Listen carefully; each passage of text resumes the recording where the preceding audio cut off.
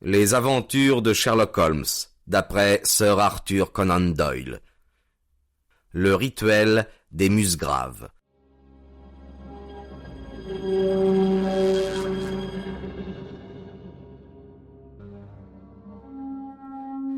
Une anomalie qui m'a souvent frappé dans le caractère de mon ami Sherlock Holmes, c'était que, bien que dans ses façons de penser, il fût le plus clair et le plus méthodique des hommes, et bien qu'il affectât dans sa mise une certaine recherche d'élégance discrète, il n'en était pas moins, dans ses habitudes personnelles, un des hommes les plus désordonnés qui ait jamais poussé à l'exaspération le camarade qui partageait sa demeure. Non pas que je sois moi-même le moins du monde tatillon sous ce rapport. La campagne d'Afghanistan, avec ses rudes travaux, ses dures secousses, venant s'ajouter à une tendance naturelle chez moi pour la vie de bohème, m'a rendu un peu plus négligent qu'il ne sied à un médecin. Mais il y a une limite, et quand je découvre un homme qui garde ses cigarettes dans le seau à charbon, son tabac dans une pantoufle persane, et les lettres à répondre fichées à l'aide d'un grand couteau au beau milieu de la tablette en bois de la cheminée, alors je commence à arborer des airs vertueux. J'ai toujours estimé, quant à moi, que la pratique du pistolet devait être strictement un exercice de plein air, et lorsque Holmes, dans un de ses accès de bizarrerie, prenait place dans un fauteuil avec son revolver et une centaine de cartouches, et qu'il se mettait à décorer le mur d'en face d'un semis de balles qui dessinait les initiales patriotiques VR, initiales de Victoria Regina, j'ai chaque fois éprouvé l'impression très nette que ni l'atmosphère ni l'aspect de notre living n'y gagnaient. Nos pièces étaient toujours pleines de produits chimiques et de reliques de criminels qui avaient une singulière façon de s'aventurer dans des lieux invraisemblables, de se montrer dans le beurrier ou dans des endroits encore moins indiqués. Mais mon grand supplice, c'était ces papiers. Il avait horreur de détruire des documents, et surtout ceux qui se rapportaient à ses enquêtes passées. Malgré cela, il ne trouvait guère qu'une ou deux fois par an l'énergie qu'il fallait pour les étiqueter et les ranger, car, comme j'ai eu l'occasion de le dire en je ne sais quel endroit de ses mémoires décousues, les crises d'énergie et d'ardeur qui s'emparaient de lui lorsqu'il accomplissait les remarquables exploits auxquels est associé son nom étaient suivies de périodes léthargiques pendant lesquelles il demeurait inactif, entre son violon et ses livres, bougeant à peine, sauf pour aller du canapé à la table. Ainsi, de mois en mois, les papiers s'accumulaient, jusqu'à ce que tous les coins de la pièce fussent encombrés de paquets de manuscrits qu'il ne fallait à aucun prix brûler et que seul leur propriétaire pouvait ranger. Un soir d'hiver, comme nous étions assis près du feu, je me risquai à lui suggérer que, puisqu'il avait fini de coller des coupures dans son registre ordinaire, il pourrait employer les 2 heures suivantes à rendre notre pièce un peu plus habitable. Il ne pouvait contester la justesse de ma demande, aussi s'en fut-il, le visage déconfit, à sa chambre à coucher, d'où il revint bientôt tirant derrière lui une grande malle en zinc. Il la plaça au milieu de la pièce, et s'accroupissant en face sur un tabouret, il enleva le couvercle. Je pus voir qu'elle était déjà au tiers pleine de papiers réunis en liasses de toutes sortes avec du ruban rouge. « Il y a là, Watson, dit-il en me regardant avec des yeux malicieux, pas mal d'enquêtes. Je pense que si vous saviez tout ce que j'ai dans cette boîte, vous me demanderiez d'en exhumer quelques-unes au lieu d'en enfouir de nouvelles. Ce sont les souvenirs de vos premiers travaux ? J'ai en effet souvent souhaité de posséder des notes sur ces affaires. Oui, mon cher, toutes ces enquêtes remontent au temps où mon biographe n'était pas encore venu chanter ma gloire. Il soulevait les liasses l'une après l'autre, d'une façon en quelque sorte tendre et caressante. Ce ne sont pas toutes des succès, mais il y a là quelques jolis petits problèmes. Voici les souvenirs des assassins de Tarleton, l'affaire de Van Berry, le marchand de vin, les aventures de la vieille Russe et la singulière affaire de la béquille en aluminium, ainsi qu'un récit détaillé du Piedbot Ricoletti et de son horrible femme. Ah, voici, cela, c'est réellement un objet de choix. Il plongea le bras au fond de la caisse et en retira une petite boîte en bois munie d'un couvercle à glissière comme on oncelle où on range les jouets d'enfants. Il en sortit un morceau de papier chiffonné, une vieille clé en laiton, une cheville de bois à laquelle était attachée une pelote de corde et 3 vieux disques de métal rouillé. « Eh bien, mon garçon, que dites-vous de ce lot-là » demanda-t-il en souriant de l'expression de mon visage. « C'est une curieuse collection, très curieuse, et l'histoire qui s'y rattache vous frappera comme plus curieuse encore. Ces reliques ont une histoire alors ? À tel point qu'elles sont bel et bien de l'histoire. » Et que voulez-vous dire par là ? Sherlock Holmes les prit une à une et les posa sur le bord de la table. Puis il se rassit dans son fauteuil et les considéra, une lueur de satisfaction dans les yeux. « C'est là, dit-il, tout ce qu'il me reste pour me rappeler l'épisode du rituel des Musgraves. » Je l'avais, à plusieurs reprises, entendu mentionner cette affaire, bien que je n'eusse jamais pu en recueillir les détails. « Je serais si content si vous vouliez m'en faire le récit. »« Et laisser ce fouillis tel quel ?» s'écria-t-il malicieusement. « Votre amour de l'ordre n'en souffrira pas tellement, somme toute, Watson. Et moi je serais content que vous ajoutiez cette affaire à vos mémoires, car elle comporte certains points qui la rendent absolument unique dans les annales criminelles de ce pays, et je crois bien de tous les pays. Une collection de menus exploits serait assurément incomplète si elle ne contenait point le récit de cette singulière enquête.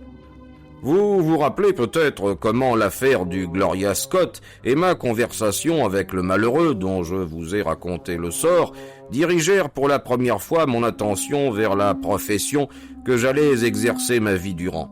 Vous me connaissez maintenant que mon nom s'est répandu partout, maintenant que le public et la police officielle admettent que je suis l'ultime instance à laquelle on fait appel dans les affaires douteuses. Même quand vous avez fait ma connaissance, au temps de l'affaire que vous avez perpétuée dans l'étude en rouge, je m'étais déjà créé une clientèle considérable, bien que pas très lucrative. Vous ne pouvez guère vous rendre compte des difficultés que j'ai d'abord éprouvées et du temps qu'il m'a fallu avant de réussir à atteindre le premier rang. Quand je suis venu à Londres à mes débuts, j'avais un appartement dans Montague Street, juste au coin en partant du British Museum. J'attendais, occupant mes trop nombreuses heures de loisirs, à l'étude de toutes les branches de la science susceptibles de m'être profitables. De temps en temps, des affaires s'offraient à moi, grâce surtout à l'entremise de quelques anciens camarades d'études, car dans les dernières années de mon séjour à l'université, on avait pas mal parlé de moi et de mes méthodes. La troisième de ces affaires fut le rituel des Musgraves, et c'est à l'intérêt qu'éveilla ce singulier enchaînement d'événements, et aussi aux résultats auxquels il aboutit, que je fais remonter les premières étapes curieuses de ma réussite actuelle. Réginald de Musgrave avait été au même collège que moi, et je le connaissais quelque peu. En règle générale, il n'était pas très populaire parmi les étudiants, quoiqu'il m'ait toujours semblé que ce que l'on considérait chez lui comme de l'orgueil n'était en réalité qu'un effort pour couvrir un extrême manque naturel de confiance en soi. D'aspect, c'était un homme d'un type suprêmement aristocratique, mince, avec un long nez, de grands yeux, une allure indolente et pourtant courtoise. C'était en effet le rejeton d'une des plus vieilles familles du royaume, bien que sa branche fût une branche cadette qui s'était séparée des Musgraves du Nord à une certaine époque du XVIe siècle pour s'établir dans l'ouest du Sussex, où le manoir de Hurlstone constitue peut-être le plus vieux bâtiment habité du comté.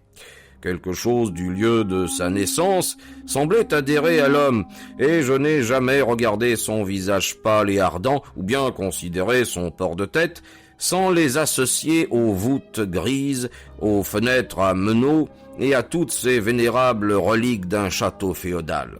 De temps en temps, nous nous laissions aller à bavarder, et je peux me rappeler que plus d'une fois, il exprima un vif intérêt pour mes méthodes d'observation et de déduction.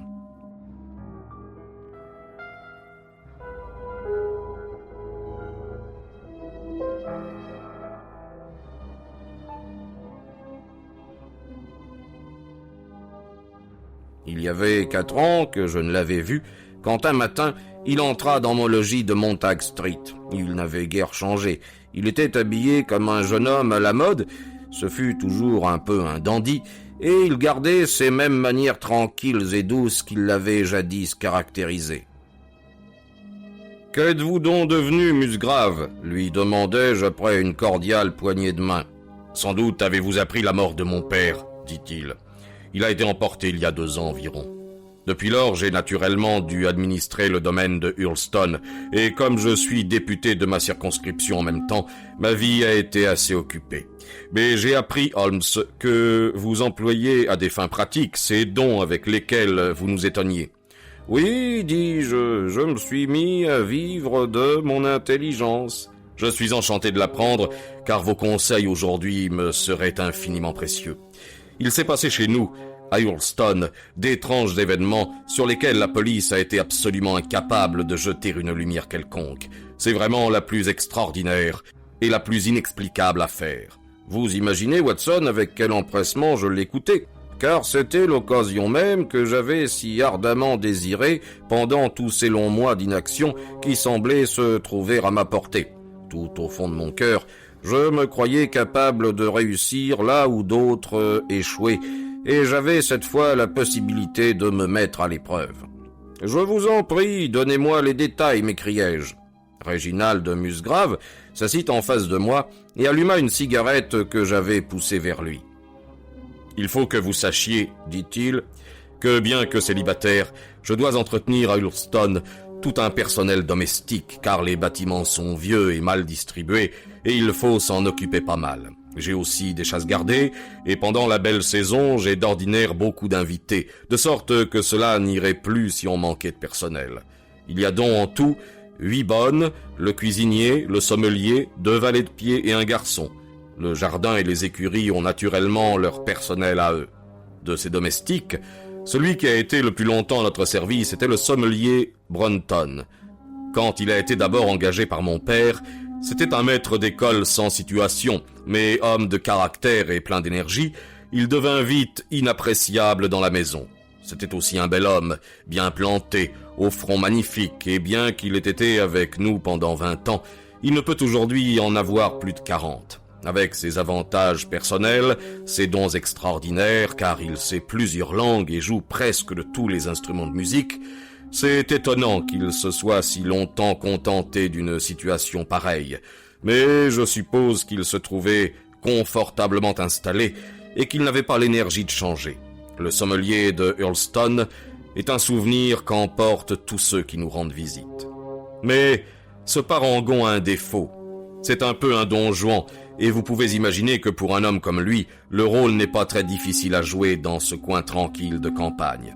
Quand il était marié, tout allait bien, mais depuis qu'il est veuf, les ennuis qu'il nous a faits n'ont pas cessé. Il y a quelques mois, nous espérions qu'il allait de nouveau se fixer, car il se fiança à Rachel Howells, notre seconde femme de chambre. Mais il l'a jetée par-dessus bord depuis et s'est mis à courtiser Jane Trigelis, la fille du premier garde-chasse. Rachel, qui est une très bonne fille, mais celte et par conséquent d'un caractère emporté, a eu un sérieux commencement de fièvre cérébrale et circule maintenant, ou plutôt circulait hier encore, dans la maison comme l'ombre aux yeux noirs de ce qu'elle était naguère. Ce fut là notre premier drame à Hurlstone. Mais il s'en est produit un autre qui l'a chassé de nos pensées et qui fut précédé de la disgrâce et du congédiement du sommelier Brunton.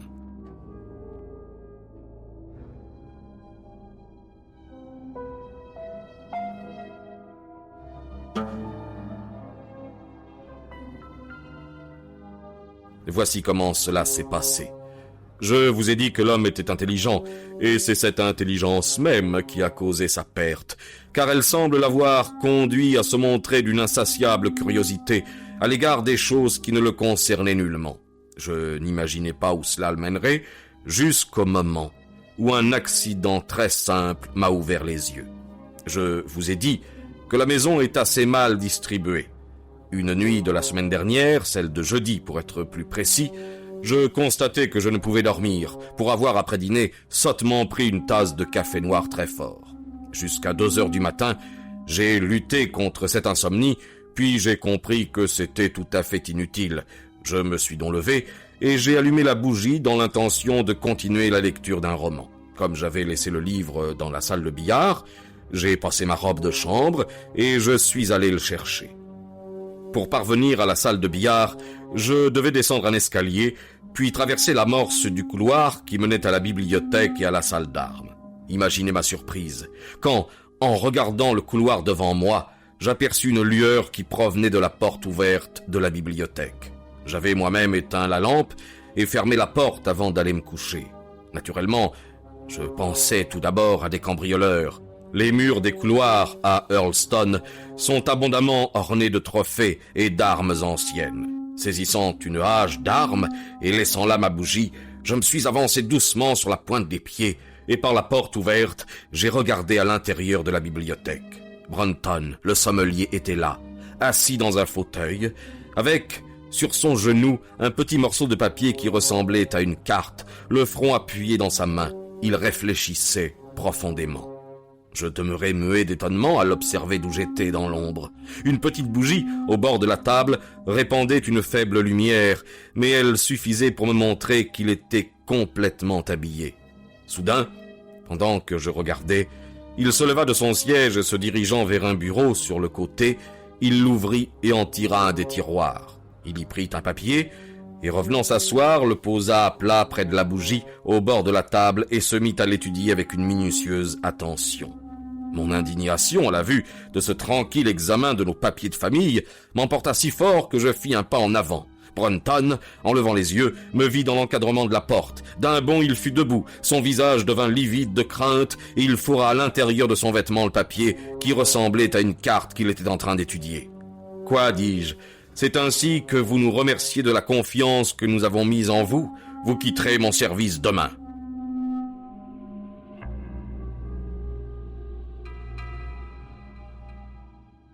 Il s'inclina, de l'air d'un homme qui est complètement écrasé, et s'esquiva sans dire un mot. La bougie était toujours sur la table, et à sa lumière, je jetai un coup d'œil pour voir quel était le papier qu'il avait pris dans le bureau.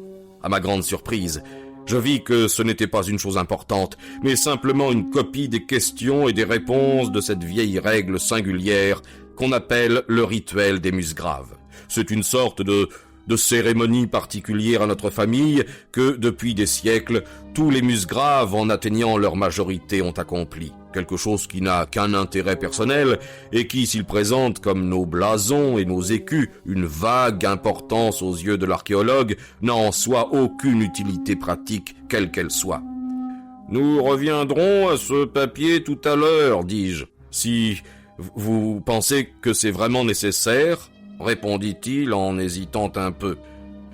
Pour continuer mon exposé, cependant, j'ai refermé le bureau en me servant pour cela de la clé que Brunton avait laissée, et j'avais fait demi-tour pour m'en aller quand je fus surpris de voir que le sommelier était revenu et se tenait devant moi. « Monsieur Musgrave, monsieur, s'écria-t-il d'une voix que l'émotion étranglait. Je ne puis supporter ma disgrâce, monsieur. Toute ma vie, ma fierté m'a placé au-dessus de ma situation et la disgrâce me tuerait. Vous aurez mon sang sur la conscience, monsieur, sur votre conscience, c'est un fait, si vous m'acculez au désespoir. Si vous ne pouvez me garder après ce qui s'est passé pour l'amour de Dieu, alors laissez-moi vous donner congé et m'en aller dans un mois de mon propre gré. Cela je pourrais le supporter, monsieur Musgrave, mais non d'être chassé au vu de tous les gens que je connais si bien. » « Vous ne méritez pas tant d'égards, Brunton, répondis-je. Votre conduite a été trop infâme. Cependant, comme il y a longtemps que vous êtes dans la famille, je ne désire pas vous infliger un affront public.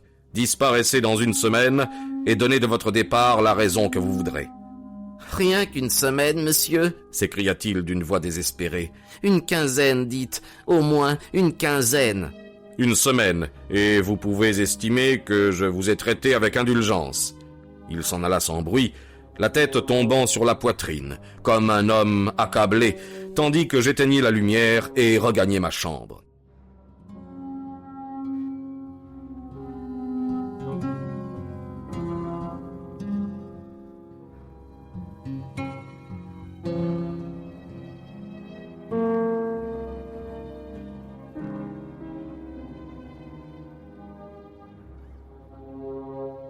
Pendant les 2 jours qui suivirent cet incident, Brunton se montra fort zélé à remplir ses devoirs.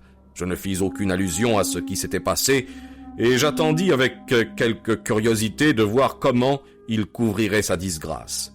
Au matin du 3e jour, pourtant, il ne vint pas, comme c'était son habitude, après le petit déjeuner, prendre mes instructions pour la journée. Comme je quittais la salle à manger, je rencontrai par hasard Rachel Wells la bonne.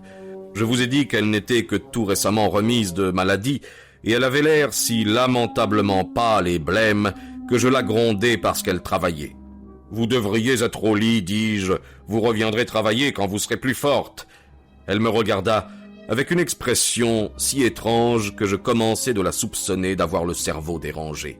« Je suis assez forte, monsieur Musgrave, répondit-elle. « Nous verrons ce que dira le docteur. Il faut en tout cas que vous cessiez de travailler à présent, et quand vous descendrez, voulez-vous dire à Brunton que je désire le voir ?»« Le sommelier est parti, dit-elle. « Parti? Parti où ?»« Il est parti. Personne ne l'a vu. Il n'est pas dans sa chambre. Oh oui, il est parti. Il est parti. » Elle recula et tomba contre le mur en poussant des cris et en riant. Et je restai là, horrifié par cette crise hystérique. Puis je me précipitai vers la cloche pour appeler à l'aide.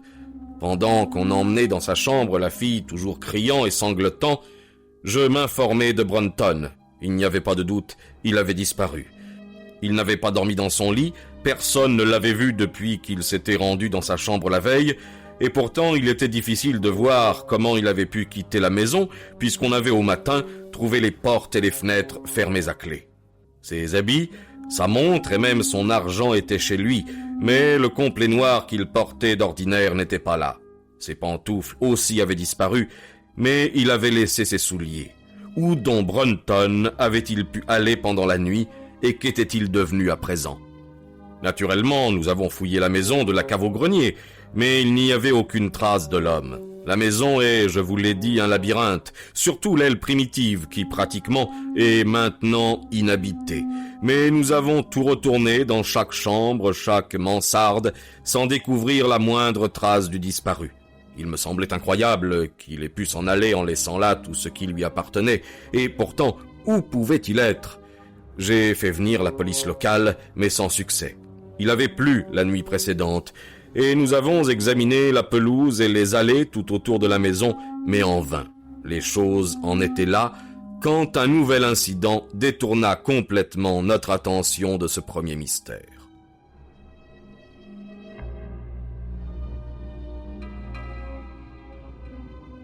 Pendant 2 jours, Rachel Wells avait été si malade, en proie tantôt au délire, tantôt à l'hystérie, qu'une infirmière s'occupait d'elle et la veillait. La 3e nuit, qui suivit la disparition de Brunton, l'infirmière, jugeant sa malade placidement endormie, se laissa aller à sommeiller dans son fauteuil. Quand elle se réveilla, aux premières heures du matin, elle trouva le lit vide, la fenêtre ouverte et plus trace de la malade. Tout de suite on m'éveilla, et avec les 2 valets de pied, je partis sans retard à la recherche de la disparue. Il n'était pas difficile de dire quelle direction elle avait prise, car en partant de dessous sa fenêtre, nous pouvions aisément suivre la trace de ses pas à travers la pelouse jusqu'au bord de l'étang où elle disparaissait, tout près du chemin de gravier qui mène hors de la propriété. L'étang à cet endroit a 8 pieds de profondeur, et vous pouvez imaginer ce que nous avons éprouvé quand nous avons vu que la piste de la pauvre démente s'arrêtait au bord même. Tout de suite, naturellement, les barges furent là, et on se mit au travail pour chercher le corps de la fille, mais nous n'avons pu en trouver trace. Par contre, nous avons ramené à la surface une chose des plus inattendues. C'était un sac de toile qui contenait, avec une masse de vieux métal rouillé et décoloré, plusieurs galets ou morceaux de verre de couleur sombre. Cette étrange trouvaille fut tout ce que nous avons pu extraire de l'étang, et bien que nous ayons fait hier toutes les recherches et enquêtes possibles, nous ne savons rien ni du sort de Rachel Wells, ni de celui de Richard Brunton. La police du comté y perd son latin, et je suis venu vers vous parce que je vous considère comme mon ultime ressource.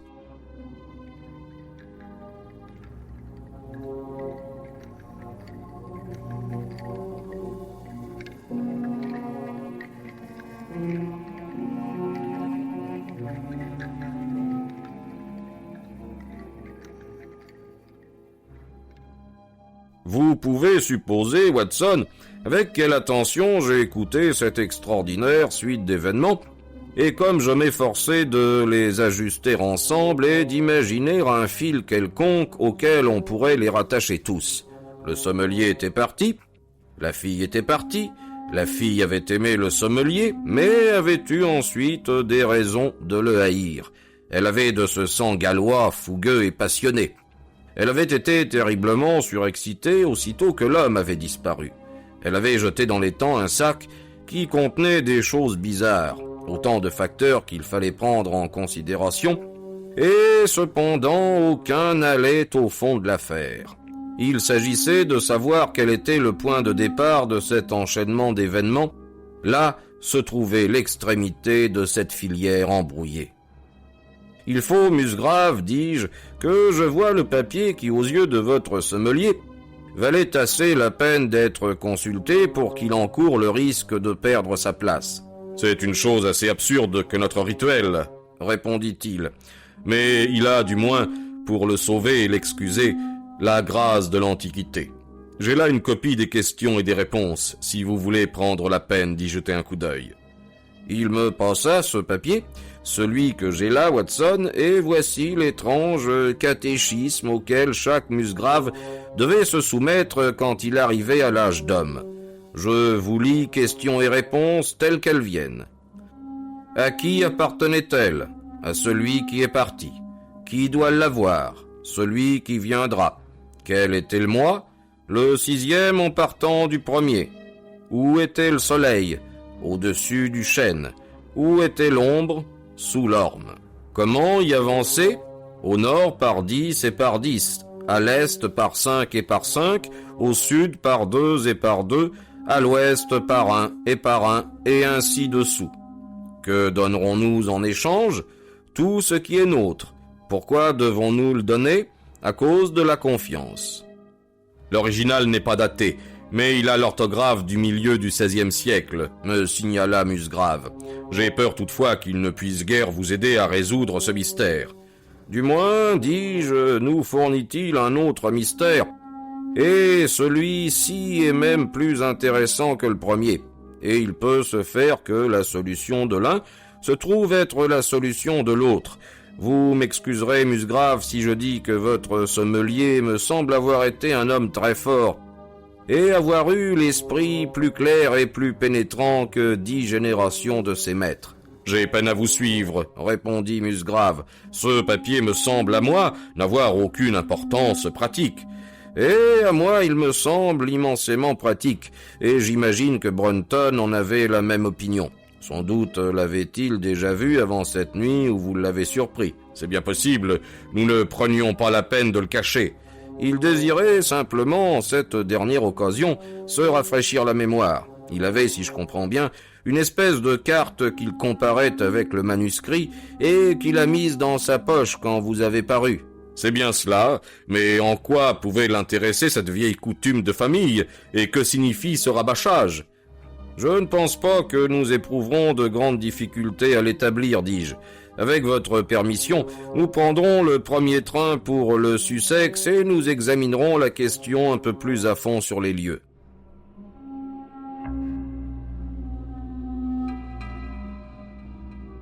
Ce même après-midi, nous retrouvâmes tous les deux à Hurlstone.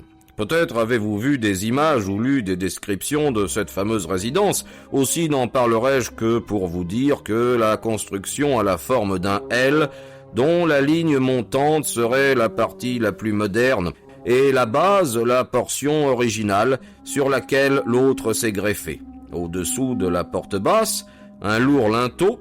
Au centre de cette partie antique est gravée la date 1607, mais les connaisseurs conviennent tous que les poutres et la maçonnerie sont en réalité bien plus vieilles que cela.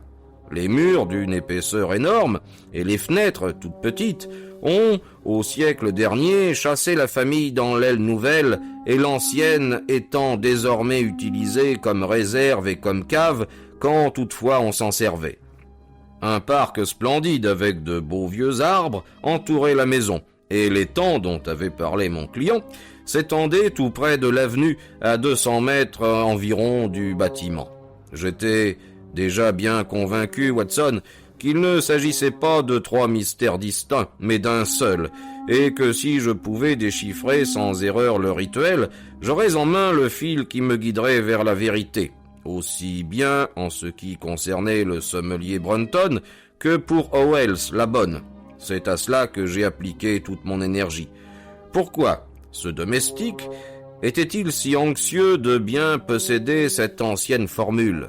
Évidemment, parce qu'il y voyait quelque chose qui avait échappé à toutes ces générations de grands propriétaires et dont il escomptait quelque avantage personnel.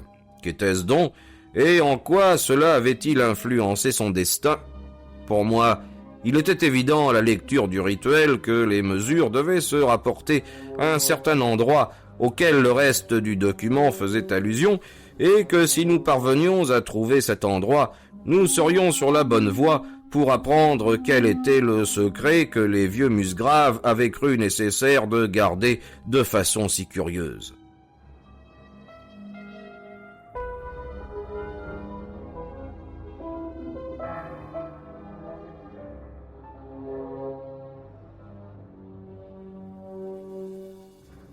Deux points de repère nous étaient fournis au départ, un chêne et un orme. Pour le chêne, cela ne pouvait faire de question. Juste en face de la maison, sur le côté gauche de l'avenue, se dressait un chêne patriarche, un des plus magnifiques arbres que j'eusse jamais vus. Cet arbre était-il là, m'enquis-je comme nous passions à côté, lorsque votre rituel a été écrit? Selon toute probabilité, il était là au temps de la conquête normande. Il mesure 7 mètres de tour. Un de mes points était ainsi bien assuré. Avez-vous de vieux ormes? Il y en avait un très vieux là-bas, mais il a été frappé par la foudre il y a 10 ans, et on en a enlevé la souche. On peut voir où il était? Oh oui. Et il n'y en a pas d'autres? Pas de vieux, mais il y a quantité de hêtres. J'aimerais voir où se dressait l'orme. Nous étions venus en dog-cart, et mon client me conduisit tout de suite, sans même entrer dans la maison, à l'excavation dans la pelouse où l'orme s'était dressé. C'était presque à mi-chemin entre le chêne et la maison. Mon enquête semblait progresser. Je suppose qu'il n'est pas possible de savoir quelle était sa hauteur, demandai-je. Je peux vous la donner tout de suite, un peu moins de 20 mètres. Comment se fait-il que vous sachiez cela? Ai-je demandé surpris. Quand mon vieux précepteur me donnait à faire un exercice de trigonométrie, cela s'appliquait toujours à des hauteurs à déterminer. Dans ma jeunesse, j'ai calculé la hauteur de tous les arbres et de tous les bâtiments de la propriété. C'était un coup de veine inattendu, mais donné arrivait plus vite que je n'aurais pu raisonnablement l'espérer. Dites-moi, votre sommelier vous a-t-il jamais posé pareille question? Réginald de Musgrave me regarda étonné. Maintenant que vous me le rappelez, répondit-il, Brunton m'a effectivement demandé la hauteur de cet arbre il y a quelques mois à propos d'une petite discussion avec le valet d'écurie. C'était une excellente nouvelle, Watson, car elle me prouvait que j'étais sur la bonne voie. J'ai regardé le soleil, il était encore assez bas dans le ciel et j'ai calculé qu'en moins d'une heure, il serait juste au-dessus des branches les plus élevées du vieux chêne. Une des conditions stipulées dans le rituel serait alors accomplie. Et l'ombre de l'orme devait vouloir dire la partie la plus extrême de l'ombre, sans quoi on aurait pris le tronc comme point de repère. Il fallait donc trouver l'endroit où l'extrémité de l'ombre tomberait quand le soleil s'écarterait du chêne. Cela a dû être difficile, Holmes, l'orme n'étant plus là. Eh bien, je savais du moins que si Brunton était capable de le trouver, je le pouvais aussi. En outre, il n'y avait vraiment pas de difficulté. Je suis allé avec Musgrave dans son bureau, et là j'ai taillé moi-même cette cheville à laquelle j'ai attaché cette longue ficelle en y faisant un nœud tous les mètres. J'ai pris ensuite 2 morceaux de canne à pêche qui mesuraient tout juste 2 mètres, et je suis retourné avec mon client à l'ancien emplacement de l'orme. Le soleil effleurait tout juste le sommet du chêne. J'ai dressé la canne à pêche, j'ai marqué la direction de l'ombre et je l'ai mesurée. Elle avait 3 mètres de long. Bien entendu, le calcul était simple. Si une canne à pêche de 2 mètres projetait une ombre de 3 mètres, un arbre de 20 mètres en projeterait une de 30, et la direction dans les 2 cas serait la même, bien entendu. J'ai mesuré la distance voulue, ce qui m'amena presque au mur de la maison, endroit où j'ai planté une fiche. Vous pouvez imaginer ma joie, Watson, quand à moins de 2 pouces de ma fiche, je découvris dans le sol un trou conique. J'étais sûr que c'était la marque qu'avait faite Brunton en prenant ses mesures et que j'étais sur sa piste. Depuis ce point de départ, je me mis à avancer, après avoir d'abord vérifié les points cardinaux à l'aide de la boussole de poche. 10 pas m'amenèrent sur une ligne parallèle au mur de la maison, et de nouveau j'ai marqué cet endroit avec une cheville. Puis j'ai, avec grand soin, fait 5 pas à l'est et 2 au sud, ce qui me conduisit au seuil même de la vieille porte.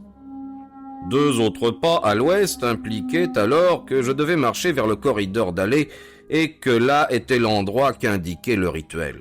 Je n'ai jamais ressenti un tel frisson de déception, Watson. Un moment, il me sembla qu'il devait y avoir une erreur radicale dans mes calculs. Le soleil couchant éclairait en plein le sol du corridor, et je pouvais voir que son pavage de pierre grise, usé par les pas, était solidement assemblé par du ciment et n'avait certainement pas été bougé depuis de longues années. Brunton n'avait pas travaillé par là. J'ai frappé sur le sol, mais partout il rendait le même son et il n'y avait nul signe de fissure ou de crevasse. Par bonheur, Musgrave, qui avait commencé à saisir le sens de mes actes et qui ne se passionnait pas moins que moi, sortit son manuscrit pour vérifier mes calculs. « Et en dessous » s'écria-t-il. « Vous avez oublié le « et en dessous ». J'avais pensé que cela voulait dire que nous devions creuser, mais alors naturellement je vis tout de suite que j'avais tort. « Il y a donc une cave sous ces dalles » m'écriai-je. « Oui, et aussi vieille que la maison, en descendant ici, par cette porte. » Nous descendîmes les degrés en colimaçon d'un escalier de pierre, et mon compagnon, frottant une allumette, alluma une grosse lanterne qui se trouvait sur un tonneau dans un coin. Tout de suite, il fut évident que nous étions enfin parvenus au bon endroit, et que nous n'étions pas les seuls à le visiter depuis peu.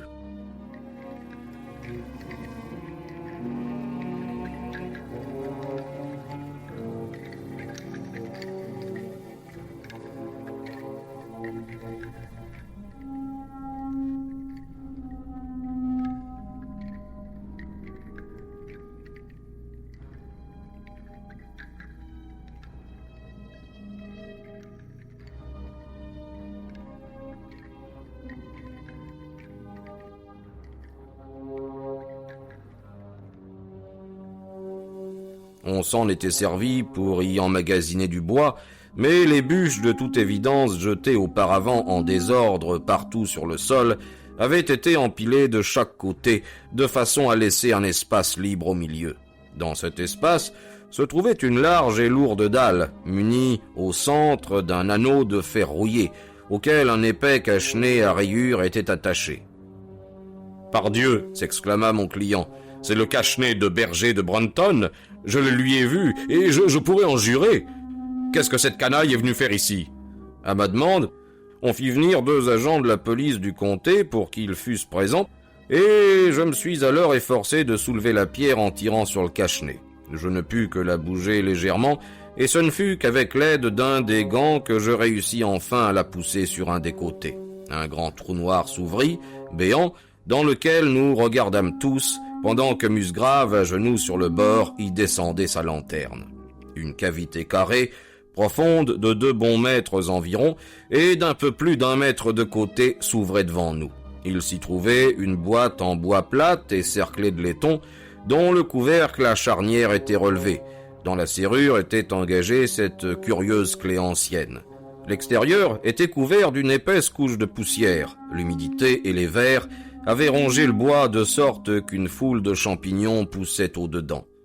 Plusieurs disques de métal, sans doute de vieilles pièces de monnaie, comme ceux que j'ai là, traînaient au fond de la boîte, mais elles ne contenaient rien d'autre.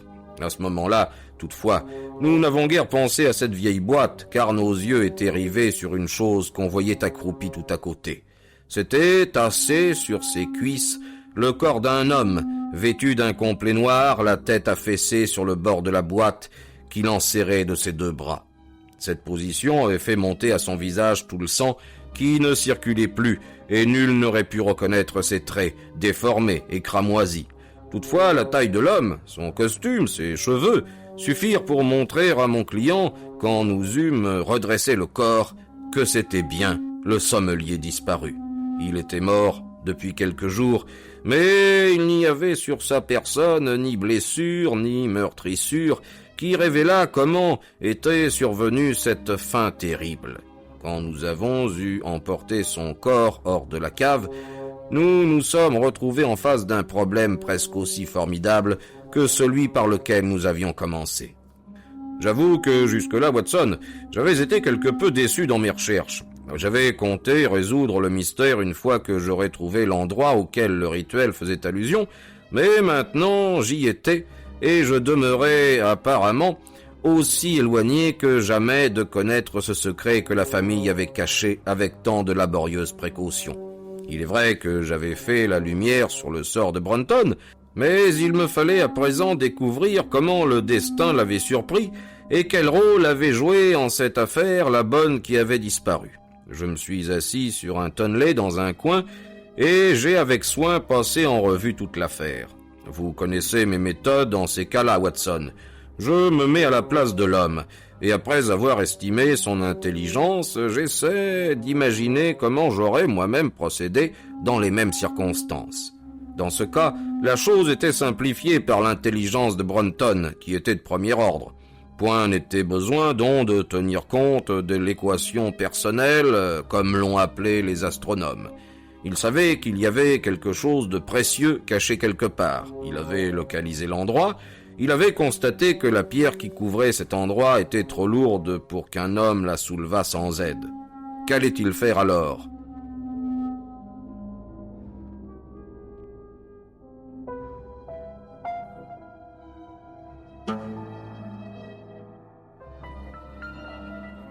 Il ne pouvait aller, même s'il avait eu quelqu'un à qui il pût se fier, chercher de l'aide à l'extérieur, débarricader les portes et courir un grand risque d'être découvert. Mieux valait, si possible, trouver l'aide voulue dans la maison. Mais qui pouvait-il solliciter ? Cette fille lui avait été très attachée. Si mal qu'il les traitait, un homme a toujours beaucoup de peine à se rendre compte qu'il a pu perdre définitivement l'amour d'une femme.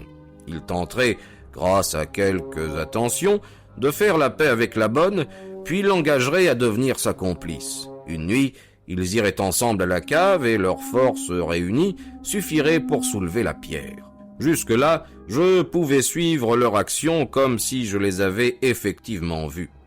Mais pour deux personnes, dont l'une était une femme, ce devait être un bien lourd travail que l'enlèvement de cette pierre. Un vigoureux policeman du Sussex et moi, nous n'avions pas trouvé la besogne facile. Alors, qu'aurait-il donc fait pour se faciliter la tâche ? Je me suis levé et j'ai examiné avec soin les bûches éparses sur le sol. Presque tout de suite, je suis tombé sur ce que je souhaitais. Un morceau de bois de presque 1 mètre de long portait à une de ses extrémités une entaille très nette, tandis que plusieurs autres étaient aplatis sur les côtés, comme s'ils avaient été comprimés par quelque chose de très lourd. Évidemment, une fois la pierre un peu soulevée, ils avaient glissé des billots de bois dans la fente jusqu'au moment où, l'ouverture étant enfin assez large pour s'y introduire, ils l'avaient maintenue ouverte à l'aide d'une bûche placée dans sa longueur et qui pouvait s'être entaillée à son extrémité du bas, puisque tout le poids de la pierre levée la pressait contre le bord de l'autre dalle. Jusque-là, j'étais encore en terrain ferme. Et maintenant, comment allais-je procéder pour reconstruire ce drame nocturne ? Évidemment, une seule personne pouvait descendre dans le trou, et cette personne, c'était Brunton. La fille avait dû attendre sur le bord. Brunton avait alors ouvert la boîte, lui avait passé ce qu'elle contenait, je le présume, puisqu'on n'a rien retrouvé. Et alors qu'était-il arrivé ? Quel feu de vengeance mal éteint se ranima-t-il tout à coup, flamba-t-il dans l'âme celte de cette passionnée, quand elle vit en son pouvoir l'homme qui lui avait nui, et peut-être bien plus que nous le soupçonnions. Était-ce par hasard que le bois avait glissé, et que la pierre avait enfermé Brunton dans ce qui était devenu son tombeau ? La seule culpabilité de la fille avait-elle été de garder le silence sur le sort de l'homme, ou d'un coup brusque, avait-elle fait sauter le support de bois et laissé brutalement retomber la pierre en place? Quoi qu'il en fût, il me semblait voir la silhouette de la femme étreignant toujours sa trouvaille et regrimpant à toute vitesse l'escalier sinueux, tandis que ses oreilles retentissaient peut-être des appels assourdis et du bruit des mains qui tambourinaient frénétiquement sur la dalle de pierre qui étouffait jusqu'à le tuer, l'amant infidèle.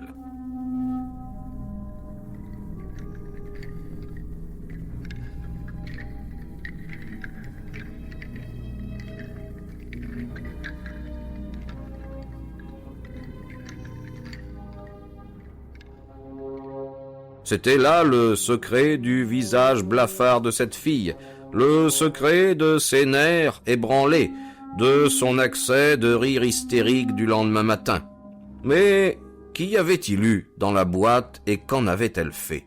Naturellement, ce devaient être les vieux morceaux de métal et les cailloux que mon client avait retirés de l'étang. Elle les y avait jetés aussitôt qu'elle l'avait pu pour faire disparaître la dernière trace de son crime.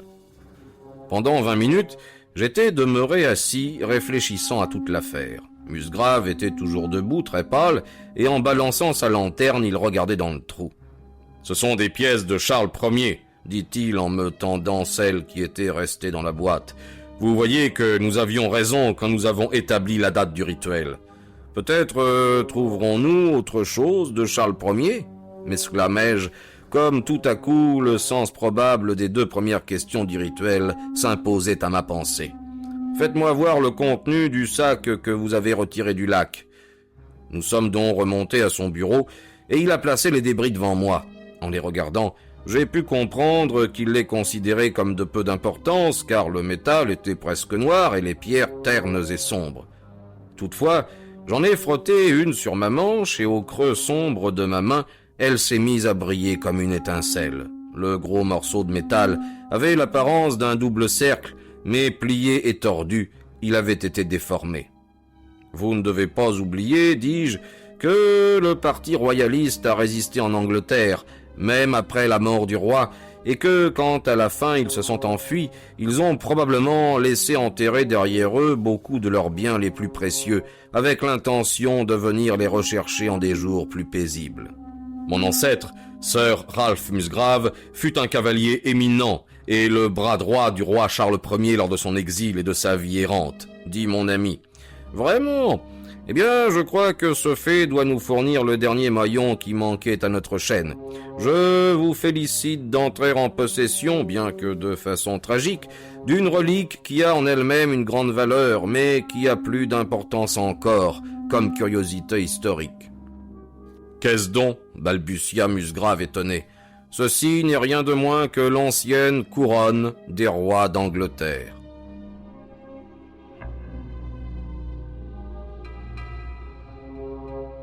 La couronne? Exactement. Considérez ce que dit le rituel. Quelles sont les formules? À qui appartenait-elle? À celui qui est parti. Cela se passait après l'exécution de Charles. Puis, qui doit l'avoir? Celui qui viendra. Celui-là, c'était Charles II, dont on prévoyait déjà la venue. Je crois qu'on ne saurait mettre en doute que ce diadème bosselé et informe a jadis couronné la tête des rois Stuart. Et comment est-il venu dans les temps? Ah, il nous faudra quelque temps pour répondre à cette question. Là-dessus, je lui retraçai la longue chaîne de suppositions et de preuves que j'avais imaginées. La nuit était tombée, et la lune brillait au ciel avant que j'eusse achevé mon récit.